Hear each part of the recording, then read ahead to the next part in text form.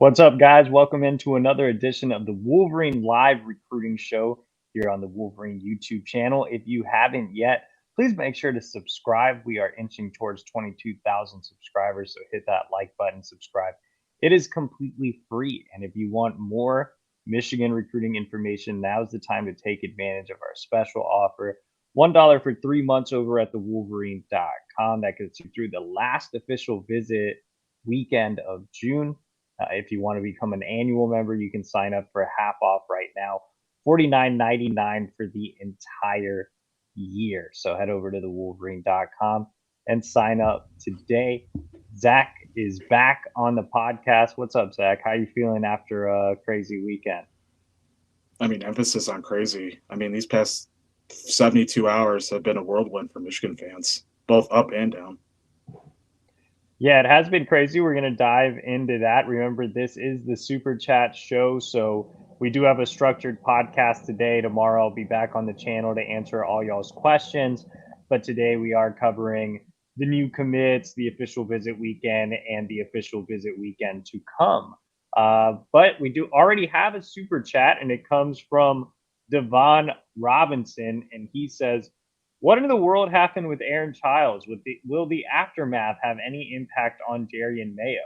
I feel like if Michigan gets Jeremiah Beasley, everything is still good at linebacker this cycle, but it feels like Raylan Wilson all over again. So, Raylan Wilson was interesting because he actually committed and said he was going to stay committed. And then he gave the staff indication that he was going to still be in the class. But I feel like that one we kind of knew he was eventually going to flip. I mean, it was kind of like, when is this guy flipping? Childs never actually committed, even though he was a long time lean. And I think it was worse than Raylan Wilson because Raylan Wilson was expected, right? Childs was a gut punch. Like, I got a message on what day was that, Saturday night, and it was like something's going on with Aaron Childs. I checked in with program sources and said something's going on with Aaron Childs, and then like in a matter of 20 minutes or so, all the crystal balls started flooding in for him to go to Florida, and he eventually committed that same night. So I was super shocked. I'm the guy that has been covering Aaron Giles for a long time, ever since more than a year. Obviously, being out here in Virginia, I saw him on multiple occasions. Even when I was living in Chicago, I had a chance to go see him. He's long been considered one of my favorite prospects in the class. I did not see that one coming at all, especially when Childs had said he was going to make all his official visits. On top of that, he was already basically on paper in Michigan's recruiting class. They were even trying to get his announcement on ESPN or help him do that in the same fashion that they did with Jaden Davis earlier in the cycle. So, after Childs was supposed to be on campus this weekend for his official visit here on June 23rd. After that weekend, I fully expected him to commit to the Wolverines. In fact, I had seen him a couple of weeks prior and told him, hey, I'll go out to Maryland. We'll make it a big thing. If it's on ESPN, I'll be there, and all types of stuff. So it definitely caught me off guard. I think it caught Michigan off guard. And look, this is a true loss. There's no way to really spin this or say Michigan cooled or anything. This is an L all the way, and you just have to roll with it. And to answer the kind of the next question, I do think that Michigan will be fine with linebacker recruiting. They already have um, several guys that can play that position: Cole Sullivan, Jaden Smith. If they land Jeremiah Beasley, I've always said Beasley's a great scheme fit. I don't think it'll really have an impact on Darian Mayo. I'm pretty sure Mayo was just as surprised as everybody else. I think Mayo is his own guy. I never felt like him and Childs were any type of true package deal or anything like that. So Mayo's going to go into Michigan with an open mind this weekend, and the staff is getting ready to roll out the maize and blue carpet. They are all in on getting Darian Mayo. But Zach, what was your, before we dive into the show, what was your reaction when you got the Aaron Childs news? how much of more of a priority Jeremiah Beasley is going to be when he makes his decision on June 28th or June 29th in Wayne State. I know for months it was Giles was the Mike target, Jeremiah Beasley was the Will. I still fully expect Michigan to come out on top for Jeremiah Beasley, but I think more emphasis is going to be put just to make sure that it all goes smoothly, considering that Jeremiah Beasley is going to be officially visiting to Missouri this upcoming weekend, and then 4 days later he'll announce his commitment. But yeah, I know we both have predictions placed since early April, like immediately following the spring games. So I know this Victor's weekend couldn't have gone better when it comes to the targets. So my confidence still is increased. But yeah, I think landing Jeremiah Beasley even more now is just so much more imperative now that their desired Mike target in Aaron Giles is now going to Gainesville. All right, so let's talk about some positive news here. Michigan did land 3 commitments over the course of 4 days. And by the way, guys, I see some mention that we started the show a little late because Libby destroyed his toe again. It is healing. It looks okay. I wouldn't say okay, but it's definitely not purple anymore. There was also a rumor I was fighting a Notre Dame fan. That is not true. I was not fighting a Notre Dame fan. I was also not doing this. Brian Kane says, EJ, why does everyone think you're an evil genius who controls the recruiting ranking industry? I'm not sure, but I definitely wasn't on the phone with Charles Power telling him to knock Jaden Davis down to a 3-star or something like that. So I have no say what Charles Powers does. The real reason is I actually got these brand new headphones with a mic, so hopefully we sound better, and we've gotten our audio issues over and done with. Our producer Megan was back last week, but she was on vacation. I think that time the mic blew out or whatever, so we should be all good to go from a technical standpoint. So let's go ahead and dive into the actual topic that people care about. Michigan's newest commits. So 3 and 4 days, that's a really nice coup for the Wolverines. They got some players they really, really wanted, 2 on the offensive side of the ball, 1 on the defensive side of the ball. Let's actually start off with Micah Kappana, Zach. That's your guy, 3-star running back from Las Vegas, Bishop Gorman, a big powerhouse nationally, prospect that rushed for 1,000 yards on just 70 carries. Zach, you were following this recruitment very closely. We both put in predictions for Michigan going into his official visit a couple weeks prior to this commitment. So tell us how it happened and what you think about Kappana. Yeah, so really how it started was Mike Hart simply flew out to Las Vegas in the late April to offer Kappana, and their relationship over the phone just consistently got more and more frequent. Micah told us after his official visit that he spent a lot of time with Mike Hart. He actually got in a little bit later. So he spent a lot of more time with Hart than maybe the other commits, but that's okay because obviously he's in the class. But yeah, he was saying that everything that Mike Hart was preaching, everything that he told him while dissecting film and going over the history of running back position in Michigan and just really getting to know each other, like the personal level. Kappana was firm that he is really fond of just Mike Hart, the coach, but also Mike Hart, the person. This goes back to just what we've said about Mike Hart this entire offseason. Like Mike Hart, the recruiter, is probably one of the best jobs done by a Michigan coaching staff member since January. I mean, this guy has hit the trail at a pace faster than I don't know how faster than most, right? Like he went to Texas, he went to the Carolinas, he went to Florida. Like he successfully brought in his own 2 guys too. Like this is one that took 45 days to happen. Kappana is someone who's probably going to get a bump in the rankings by his senior year. I mean, he was splitting carries as a junior, and that's why he only got 70 carries.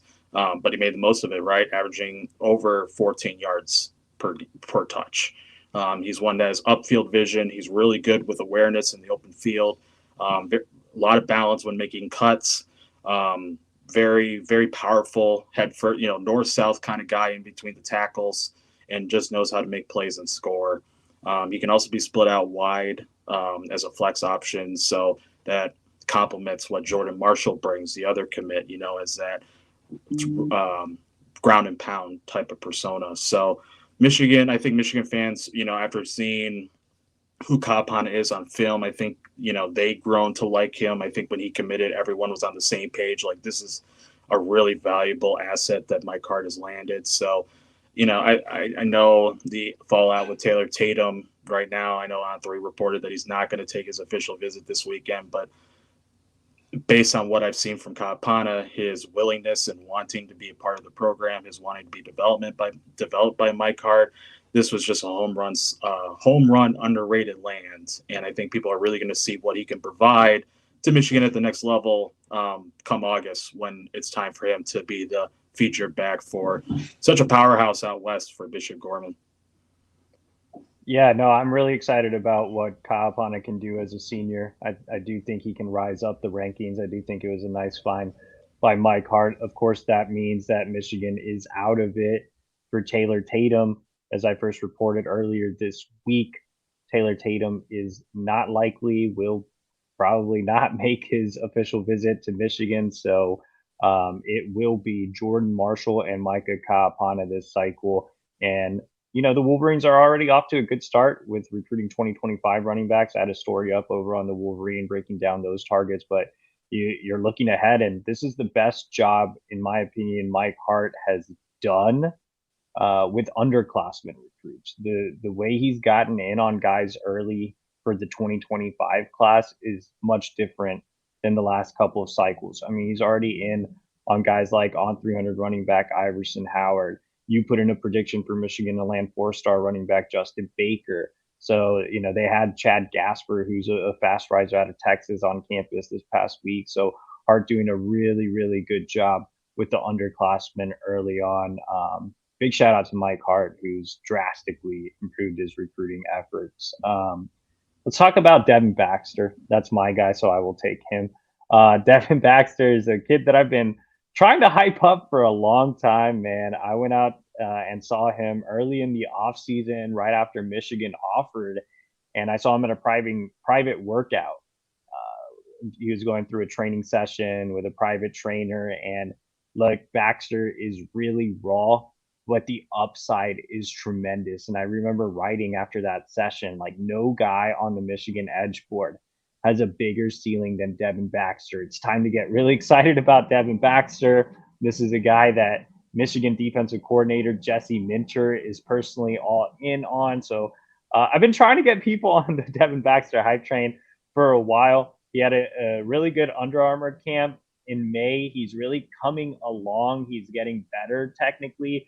But the thing that makes Baxter such an exciting prospect is at 6'5", 235 pounds, he's still a little bit on the skinnier side, in the sense that he's really tall, he's really long, and has a lot of room to fill out. I shouldn't say he's skinny. I should say he has a lot of room to fill out. He can easily add another 30 pounds back to his frame. This is a kid that was playing all the way up at 260, cut down to 235. So he's capable of carrying the weight. He's also new to the position. He started off as a quarterback, tight end.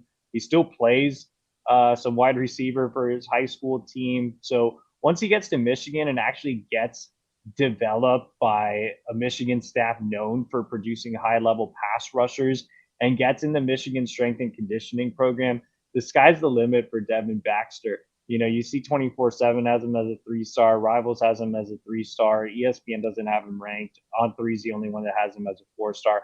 I like him as a 4-star kid. Like, his floor is really scary just because he is so raw.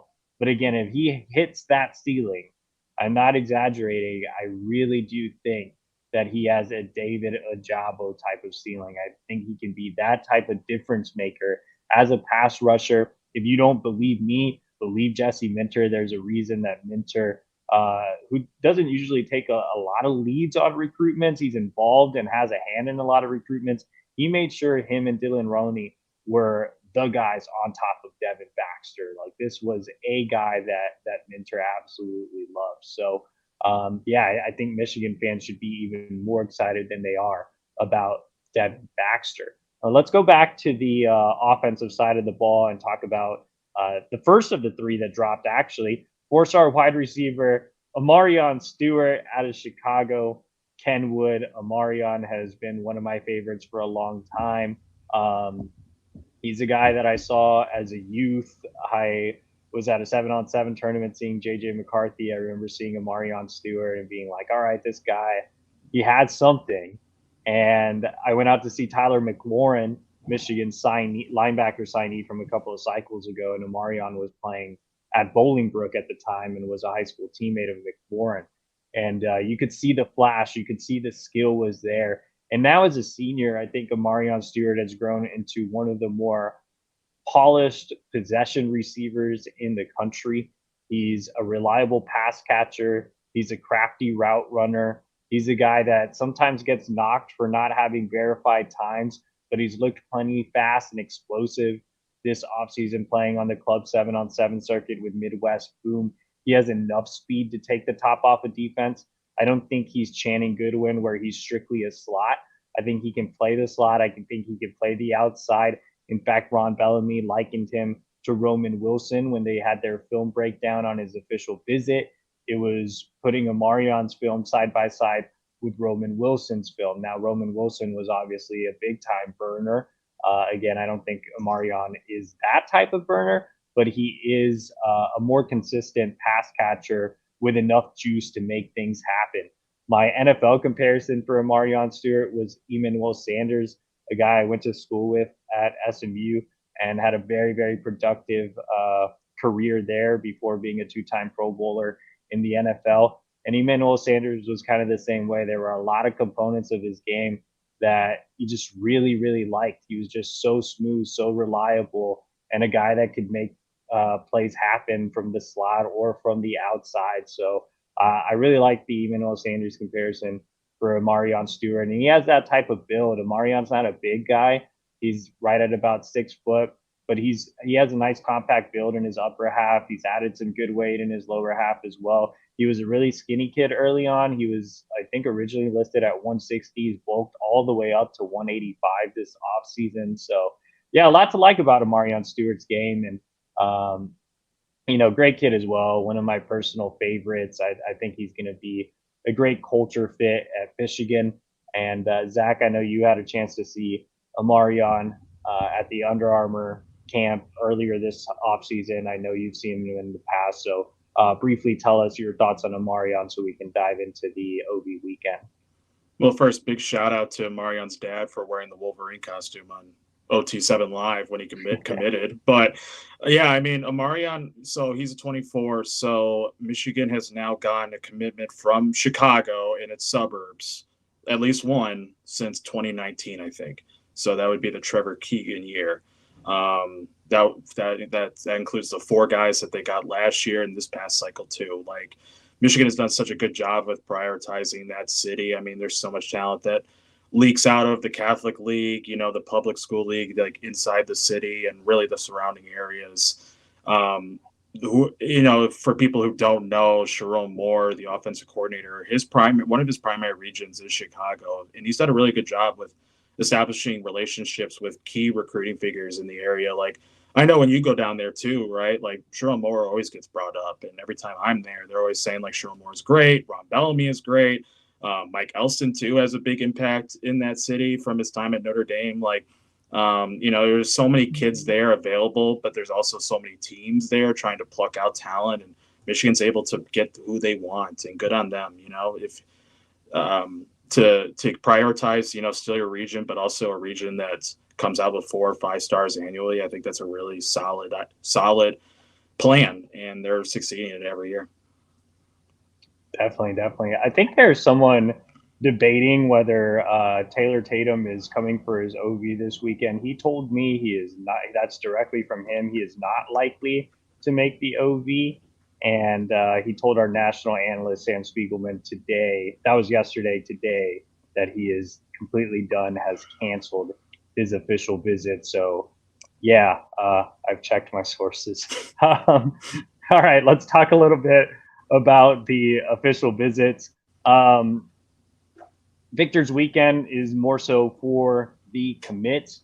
There are double digit commits on campus this weekend. Obviously, gave the guys a chance to really bond. Devin Baxter ended up committing, but there were a couple of uncommitted recruits on campus as well. The big fish being top 100 cornerback Aaron Scott. Zach, I know you've been touching base with Aaron after the visit. Tell me a little bit about where you think things stand with Scott. I mean, I know both of us were talking about in the last podcast. I know the commits were hyping it up on social media. I know the word was that after the weekend, Michigan was going to have more confidence going into that Ohio State official visit weekend in a few days. And I think everything turned out the way it should. I mean, 15, well, including Baxter, that was 14 commits that were on campus together at the same time. So that means Aaron Scott was able to bond with over a dozen potential future teammates, right? He has been recruited so consistently, so with a persistence that's unknown to man for by the commits these past 2 months, really since March, right? Like he has developed great relationships with all of them. He's communicates with them often on social media and text. So on that weekend, there wasn't really a need to pressure him, right? There wasn't like, hey, shut it down now. Commit to us right now. Like get the edit tonight, right? They really just all hung out. One commit told us that they didn't have to say it; their actions kind of told it, right? Like their connection with each other, despite living in different states, all of them getting together for the first time, but still acting like they were best friends for years, having the same amount of excitement that they're all going to have this one common goal, which is to win a national championship once they're all enrolled. There's confidence that those targets were able to see that, and then they want to be a part of that too. So even from what we've gathered from key sources, it's the same, right? Like it went well, everything went off without a hitch, everyone did what they were supposed to do. Now it's just waiting for this weekend, which is the Ohio State weekend. That's when Scott and top 100 cornerback Bryce West out of Cleveland will be taking their official visits to the Buckeyes before announcing their decisions maybe in July. Um, to not go too in depth on it, I think it's really a matter of who Aaron Scott and Bryce West, quite frankly, say no to. Like, do you say no to the Buckeyes, the in-state school, the team that has made it known that the best in Ohio stay in Ohio? The secondaries coach Walton and Ryan Day, the head coach, have talked to him every single day. And then the other side, do you say no to Michigan? And that's say no to Steve Clinksdale, who has built, who has became like an uncle figure of sorts to these guys. He has his presence and his influence made throughout the state, and all the commits for Michigan who have made their desired talents so needed at Michigan. So it's a wait and see game. I'm not in a position right now to drop a prediction. I mean, that'd be silly considering Ohio State's this weekend, but we'll see. It's a wait and see. By this time next week, we'll see who's actually leading, and we'll go from there. Yeah, I think Michigan built a ton of momentum with Aaron's, but it all comes down to next weekend. I think we'll know a lot more following his trip to Columbus. Now, coming out of this visit, I put in a prediction for Michael Uini. I actually think it's pronounced Weenie. It's Michael Weenie. So Michael Weenie, prediction in for Michigan shortly following his official visit. And now the Wolverines are trending. So I put in a prediction. Steve Wilfong came in after me, put in a prediction. I feel like some others have as well. Zach's put in a prediction, 93.1% lead on the On3 recruiting prediction machine. And I told you guys on last week's show, Michigan is a real dark horse, and tried to scream that from the rooftops. I was really excited about what Michigan could do this weekend, and Weenie connected really, really well with the Michigan offensive line commits. Remember, all 5 of the offensive line commits were there, including Blake Frazier, who lives in his area, and they just bonded extremely well. Weenie had been to Michigan in the past, but he really felt like part of the family on this visit. He's bonded really well with Michigan offensive line coach Sharon Moore, who has long made him a top priority. Now, I'm not exactly sure what this means for Bennett Warren. I never put in a prediction for Bennett Warren, but I still think Michigan's in good shape there. I will say that even with Michigan trending for Weenie, Bennett Warren is not completely off the board. But I still think there's some moving parts there. I think Weenie is the guy they want all the way. He does have official visits set to Alabama and Georgia, which is scary on paper. But I was confident enough to put in a prediction after the visit. And I love where the Wolverines stand with him. And remember, Weenie's not a true native Texan. He was born in the Pacific Northwest, comes from a military family, so he's moved around a little bit. But yeah, I really like my prediction for Weenie. And last official visitor, so we can get to the next weekend. We're already running out of time. Time flies when you're having fun. Look, Jeremiah Beasley, Michigan's long been considered the leader here, or at least for a couple or for several months, I guess, since his spring game visit or even before that. 95.8% leader on the on three recruiting prediction machine. Briefly, Zach, tell me how you're feeling about your prediction after the OV. Yeah, Chris Park. I mean, if anyone doesn't know, Jeremiah Beasley pushed back his commitment from March, which was his birthday, to June, and that gave enough time for linebackers coach Chris Partridge to remind Beasley pretty much on the daily that he is a top target, like priority target, and that's something that Beasley has still not forgotten. Like on the first day when Partridge called him as soon as he got to Schembechler Hall. So, yeah, multiple spring practices, visits, the spring game, and then official visit. I think that kind of sealed the deal. Obviously, like we said, Missouri is this upcoming weekend, but I think the Wolverines did enough. I am confident in my prediction for Jeremiah Beasley. I like what Michigan did this weekend. Michigan State already had its shot. Michigan's obviously the superior program. All right, before we dive into this coming weekend's official visitors, which we're going to try to get through in quick fashion, we're already at the 27-minute mark. Do you want to take a moment to shout out our sponsor, Lewis Jewelers, longtime partner of the Wolverine here on our Tuesday night recruiting show? Simple question, guys. Have you taken care of that gift for that special woman in your life? If the answer is no, the great news is Lewis Jewelers can help. It's stress-free and easy working with one of their non-commissioned expert trusted advisors, finding that perfect diamond. So stop by today, guys, and take care of any special woman in your life. My wife's birthday is coming up in a couple of weeks, and I will definitely be heading to Lewis Jewelers to get a gigantic diamond, which I can definitely afford. And if I can't afford a gigantic diamond, I'll get some of those nice earrings. And if you can afford a gigantic diamond, I would definitely advise heading over to Lewis Jewelers, which has been around since 1921. Visit them at their new location, 300 South Maple Road in Ann Arbor, or online at lewisjewelers.com. That's Lewis Jewelers, where Ann Arbor and the world gets engaged. Okay, so official visits coming up this weekend. It's a big one, a lot of big time targets. Like I said, Zach, we should be a little brief here as we only have a few more minutes left. And guys, remember, this is not the Wednesday show. So if you do want a last minute question answered, you have to click the little money sign symbol. That'll get you a super chat, and that will get you on the screen. And we'll take a break to answer your question. But the highest rated guy coming in actually is Gatlin Bear, who's shot up all the way up to number 40 in the country nationally. Obviously, running in the 10.2s and the 100 meter will catch anybody's attention. Bear is a dynamic weapon at the wide receiver position, speed that Michigan does not really have. I mean, world class speed here. He beat out Nichols Harbaugh in a recent track meet. He is the closest thing to Xavier Worthy since Xavier Worthy said goodbye to the class. So, Gatlin Bear, Zach, tell us where Michigan stands.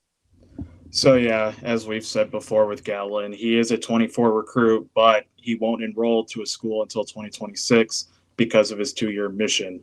So that's going to happen in January, and he's going to graduate from high school in December. But yes, it's still on this weekend. I know the Aaron Giles thing got some people riled up, but yeah, the top 100 wide receiver is coming in Ann Arbor on Friday for his first ever visit to Michigan, let alone official visit, first ever visit. But the amount of effort put in by Jay Harbaugh, who was a key instrumental piece to Lane Colson-Loveland, who lives about an hour away from Gatlin Bear in Idaho. Ron Bellamy also went out there to the mountains, really, for the spring evaluation period more than once. Yeah, this is, for people who really don't know how fast he is, I've checked online, his 100-meter speed is the second fastest in the country by any class. So not just juniors, but seniors, sophomores, and freshmen. Oregon has got an official visit from him. I think he went down to TCU before early in the summer. I know he spoke to our Nebraska on 3 website that he might try to return to Lincoln in September. But yeah, this is an all hands on deck approach for Gatlin. Colson-Loveland, as I first mentioned, he's going to be a key piece. More likely will be the host. If he's not the host, then Andrew Gentry will be the host, I assume. Gentry is also took his 2-year mission before enrolling in Ann Arbor, so that connectability is going to help as well. Jim Harbaugh is known for taking in kids who have gone on missions during his time at Stanford. He actually took in the name's coming off the top of my head, but the tight end quarterback for the Saints. He was supposed to go to Stanford, but then Harbaugh left. So, this is one that's very relatable. There's a lot of understanding with 2-year missions, and I think that's something Bear's really appreciative. His head coach obviously used to coach Colson-Loveland, and that's how they know each other. His head coach has really pumped up the resources and the extra, I guess, the opportunities that Michigan can provide compared to other schools, right? Like, Gatlin is someone who wants to be a strength and conditioning coach. Ben Herbert's the best strength and conditioning coach in the country. So having that presentation is going to make a difference. I fully expect him to commit before the season. I think he wants to get it over with. But yeah, having him go into the July period will help. I don't really believe in having the last official making a difference, but I think this should help. Allowing him to get 48 hours on campus, seeing it for himself as opposed to being told it. So I'm confident that Michigan can do a really fine job with selling Gatlin on family and relationships, but also just wide receiver development and allowing his speed to translate into NFL potential, because that's what he wants to do in life. So really looking forward to see what comes out of this visit. Yeah, me too. I feel like there's a prime opportunity for Michigan to leapfrog Nebraska and become that team to beat, given all the connections and things you said. Something important there, the strength and conditioning program. I know that gets attention from all recruits. It's also important to note that his dad is a strength and conditioning guy. So that's something that I'm sure will impress the family as well. Let's go ahead and talk about Darian Mayo, my guy, top 100 edge. Out of only good counsel, yes, he is a teammate of Aaron Giles. And like I said earlier, I don't think the Giles, shock is going to have any impact on Darian Mayo. I never got the sense that Mayo and Giles were all in on being a package deal or anything like that. Mayo's going in with an open mind. Michigan is going to do everything they can to land Mayo. Like, the Wolverines are in it with a lot of quality edge targets. They just got one in Devin Baxter. They're the leader for Jacob Smith, who's coming in on an unofficial visit. They're the on-3 prediction machine leader for Dominic Nichols as well. Brian Robinson still floating out there. So, but when it comes to just pure talent, the top dog on that board is Darian Mayo. And not just from a ranking perspective, I think that's how the staff sees it well. Obviously, there's a bit of a numbers crunch, but Darian Mayo would be a take no matter what. I mean, this is a kid that's a legit 6'7". He's listed at 6'8", 250 pounds. He's huge. His upside is gigantic. He's gotten a lot better this offseason as well, which is really, really scary. I saw him in game last year and was like, man, this guy has some real potential. Then I saw him at the Under Armour camp in Baltimore in May and was like, man, Mayo's really come along. He's a legit top 100 guy. Mayo could finish as a 5-star prospect by the end of his senior year. I really believe that. So he's an absolutely crucial target for Michigan going into this weekend. So can the Wolverines land him? It's definitely possible. You see, Michigan has the lead on the on-3 recruiting prediction machine. There's a lot going on with Mayo's recruitment. I think Michigan, Ohio State, and Clemson are the schools at the top. If I had to pick a leader today, it would probably be Clemson. But Michigan does get the benefit of this last official visit. Like I said earlier, Michigan's going to do whatever they can to land Darian Mayo. He's a take no matter what. He's the top dog. They're going to make him feel that way. They're going to make him feel like a priority. They're going to break down the edge production. They're going to pull up his film. They're going to pull up film of guys that they've had in the past: Aiden Hutchinson, David Ajabo, Mike Morris, guys they've had on the roster that they're really excited about. It's easy for Michigan to sell edge production because they actually have edge production. And not saying Clemson doesn't or Ohio State doesn't, but I think the way Michigan puts together presentations, coupled along with Jesse Minter's NFL experience and Dylan Roney's personality, I think the Wolverines have a great shot at getting Darian Mayo despite the Aaron Chiles situation. This one's a tight race. It's too close to call. I don't have a prediction in. I think we'll know a lot more about Mayo coming out of the official visit weekend, but the Wolverines have as good of a shot as anybody with him. I absolutely love what he brings to the table as that bigger edge. I think he's in that same mold as an Aiden Hutchinson. He would play that style of football. So we'll see what the official visit produces. Very quickly, let's hit on a couple of these corners. So all eyes are on Bryce West and Aaron Scott. But Zach, briefly tell me about Ryan Nichols, another Ohio native that is coming in for an OV this weekend that people aren't really talking about because of Scott and West. Yeah, let's just make it clear, right? Like, Ryan Nichols is not a backup option. Like, if Michigan could get all three, they will. Ryan is someone who visited in March. He went up there with Withrow University teammate Chris Henry. He's a 26 wideout, probably going to be a top 5 recruit nationally. Ryan is someone who I think he's someone who could be a Steve Clinkscale loyalist. And I think that's someone who buys into everything that Clinkscale says. He's one that's, I think we've talked about Clinkscale a lot. He's, someone that doesn't sugarcoat things and, will get on you if he has to. And I think Ryan is a kid who can excel in that type of environment. He's a big kid, like very strong, like kind of stocky built for his size, but he moves really well. I saw him at practice once. Good lateral quickness. I saw him take a lot of reps at safety. All of his corner reps when he did it in front of college coaches were all against Chris Henry, and Chris Henry is about 6'5", But yeah, Ryan is someone I think Michigan could really seal the deal with on this visit. I know Kentucky is leading right now, but again, Michigan hasn't gotten him on campus yet. Again, Steve Clinkscale is someone who has really prioritized the city of Cincinnati. Right now, there are 4 total commits combined in 23 and 24 classes. Ryan could be the 5th. There could be another one in Elias Rudolph, who's announcing his commitment on July 3rd. Sorry. But yeah, Ryan is definitely not a backup option. If Michigan can land really either Scott or West or both, then Ryan is still in the mix.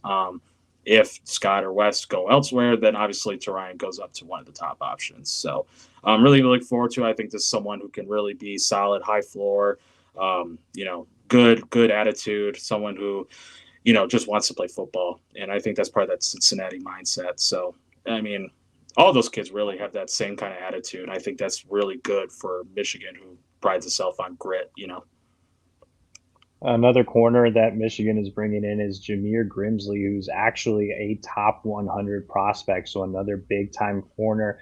There hasn't been a lot of Michigan buzz with Grimsley, quite frankly, because he hasn't visited all the other schools in his top group, whether it's Penn State or Florida State or Alabama. He's visited those schools. This will be Grimsley's first ever trip to Michigan. This is a kid that Clink likes a lot. He went down and saw him during the spring evaluation period.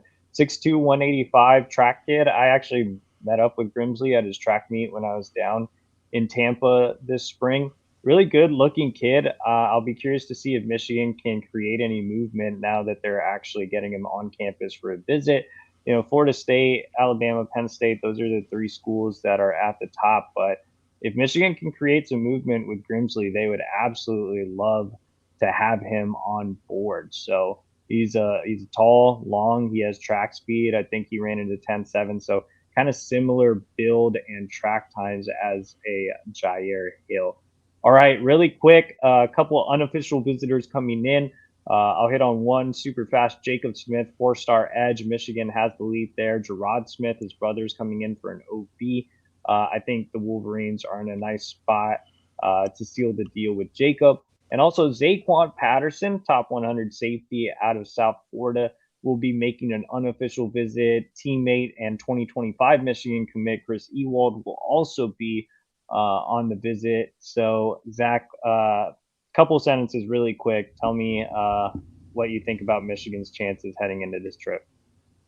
He just told On3 earlier this afternoon that he goes on these trips with his mom, and if mom likes the school, then he's going to choose the school. So if Michigan can win over mom on June 23rd, then Michigan has a legit shot to beat out Miami. Yeah, having mom come to Michigan is really important. Patterson's been there in the past. I think this will be his mom's first trip. So getting her on board will be imperative. You'll have Ewald in his ear. Look, Miami has a big lead. He's a South Florida guy. Miami's an NIL-friendly school on top of all of that. But I think Michigan does have a chance to create some movement this weekend. If there is a school out there that can beat Miami, it is Michigan. We did have some fans from Ohio State join the chat today, but they were much more respectful than the Notre Dame fans. At least they kept out of the chat. But we will have more Michigan recruiting coverage. Any fans can join. Ohio State fans, Notre Dame fans, Tennessee fans hate me now apparently too. So anybody is welcome to join over at thewolverine.com, where you can get a subscription for $1 for 3 months. You can also sign up for an entire year for $49.99. You can like this video. You can subscribe to our YouTube channel. That is completely free. I will be back tomorrow to answer everybody's questions on the Wednesday Q&A. Until then, appreciate it, guys. Have a great Tuesday night.